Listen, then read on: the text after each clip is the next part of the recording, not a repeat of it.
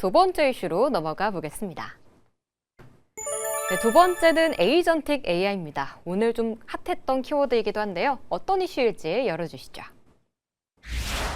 젠슨 황, 에이전틱 AI 변곡점 시대 발언, K반도체 투자 전략은입니다.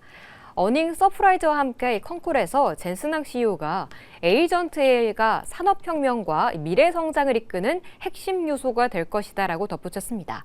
이제는 CPU 공급난까지도 좀 대비해야 할 분위기가 나타나고 있는데 이를 좀 반도체 투자에는 어떻게 활용해 보는 게 좋을까요, 대표님? 네, 그만큼 지금 수요가 아주 강력하다라는 그런 의미로 해석할 수 있겠죠. 지금 이미 수요는 폭발적인데 공급이 지금 받쳐주지 못하는 쇼티지 상황이기 때문에 삼성전자와 SK 하이닉스 쪽에서도 최근에 공장을 이제 증설을 하거나 이제 관련 라인을 이제 확장해 나가는 그런 이제 움직임으로 가고 있는 거라고 볼 수가 있는데요. 이런 이제 사이클에 있어서 캐파 확장 그리고 이런 증설에 대한 모멘텀은 아주 중요한 시그널이라고 볼 수가 있습니다. 그래서 기존에는 슈퍼 사이클에서 이제 메가 사이클로 사이클이 향하고 있는 만큼 그만큼 지금 계속해서 강력한 사이클을 만들어 나가고 있다라는 그런 반증으로 받아들이시는 게 좋을 것 같고요. 다만 지금 최근에 반도체주 랠리가 지금 2달 정도 이어지고 있는 만큼 말씀드렸다시피 조정에 대한 부분들도 좀 감안을 하면서 보셔야 되는 시기라고 보고 있어요. 사실 저는 반도체 종목들이 2월 달에는 조금 쉬어갔다가 4월 이제 실적 발표, 이제 1분기 실적 발표 기점으로 해서 3월 달에 이제 움직임을 만들어 나갈 거라고 봤었는데 오히려 그런 흐름을, 그러니까 실적에 대한 멀티플을 좀 더 지금 앞서서 지금 반영을 하면서 2월 달 계속 랠리가 나와준 상황이기 때문에 만약에 3월 달에 쉬어가는 움직임이 나온다 한다면은 충분히 반도체주들도 우리가 매수할 수 있는 그런 이제 기회를 줄 수 있을 거라고 보여지고요. 사실 이제 중소형 종목들도 코스닥의 이제 시가총액 상위 종목군에 해당하는 리노공업이라든지 이오테크닉스 이런 지금 종목들이 조금 더 강하게 움직임을 만들어 나가고 있는 중이고 그 외에 중소형 종목들은 아직까지 주가가 낙폭 구간에 있는 그런 곳들도 많이 있는 상황이거든요. 그래서 대형 종목들이 만약에 조정을 준다 하더라도 이게 큰 조정이 아니라 말씀드렸다시피 옆으로 횡보하는 흐름으로 가게 될 가능성이 높습니다.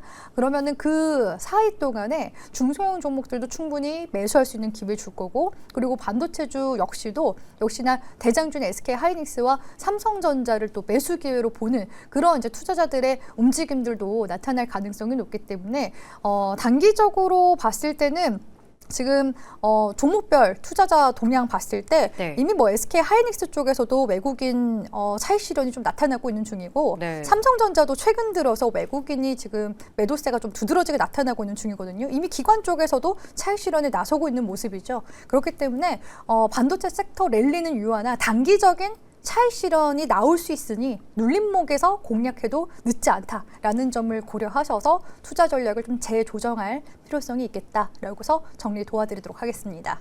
중장기적으로 수요는 문제없다라는 걸 확인하긴 했지만 현재는 좀 과열 구간에 왔다고도 볼 수 있기 때문에 어느 정도 좀 차익 실현하는 것도 좋겠다라는 측면에서 좀 이야기를 해주셨네요. 근데 또 삼성전자 이야기를 조금 더 들어가 보자면 사실 3월 19일에 밸류업 공시를 예고하면서 주주 친화 정책 뭐가 나오려고 그래? 라고 좀 기대하시는 분들도 많거든요.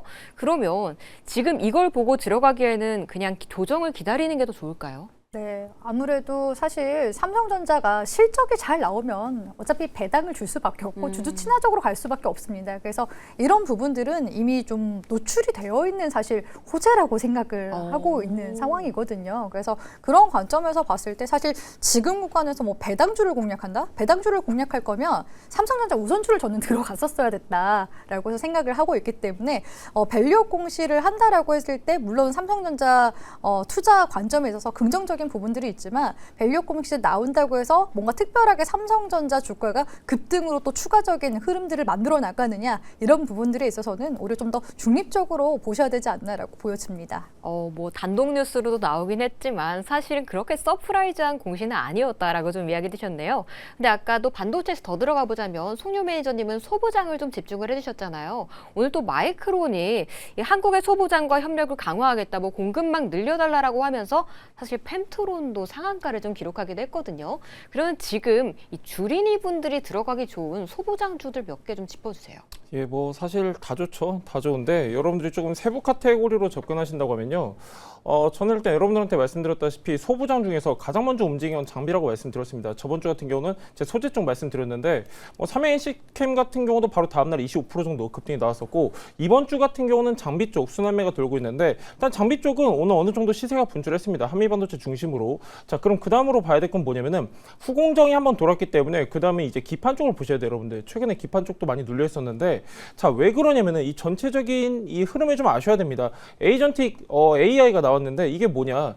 혼자 생각하고 판단하고 실행까지 하는 겁니다. 그러니까 이 친구로 그냥 게임 끝나겠다 이런 얘기인데 그러면은 추론이 더 상향 조정될 수밖에 없어요. 연산 능력이라. 그 얘기는 뭐냐면은 고성능 HBM이 더 필요하다는 얘기예요. 그렇기 때문에 가장 큰 수혜는 삼성전자나 SK하이닉스겠지만은 자, 그러면은 고성능 HBM 또는 이제 고성능 반도체 메모리가 필요함으로써 그 밑에 하단으로 중요한 게 뭐냐면은 후공정 장비단입니다. 계속해서 기술 난이도는 올라갈 수밖에 없기 때문에 한미반도체도 오늘 굉장히 수급이 집중됐죠. 그러한 흐름인데 자, 결국에는 이 반도체 밸류체인 전체적으로 순환매가 돌 수 있는 상황이고 자, 그러면은 그 다음에 이제 수급이 들어올 수 있는 게 뭐냐? 제가 장비는 여러분들한테 말씀드렸고 오늘 좋은 흐름 보였기 때문에 다시 소재 쪽을 또 보셔야 됩니다. 왜 그러냐면은 소재 쪽 같은 경우는 어떨 때 우리가 주목을 해야 되냐? 가동률이라든가 실적 가이던스가 상향 조정됐을 때 그때 순환매가 돌고 있기 때문에 소재 쪽 체크하시면 좋을 것 같고요. 일단은 여러분들이 내가 못 잡았다 하신 분들 같은 경우는 저는 기판도 좀 좋게 봐요. 기판 같은 경우도 지금 전체적으로 우상향을 하고 있는데 상대적으로는 덜 오른 종목들이 굉장히 많습니다. 그래서 코리아 서킷 같은 경우도 살짝 눌림목 구간에서는 접근하시면 좋을 것 같고요. 이수페타시스 말할 필요 없습니다. 여러분들 지금 HBM, HBF 계속해서 순환매가 돌고 있는데 저는 MLB에 대한 중요성을 계속 강조를 드리고 있어요.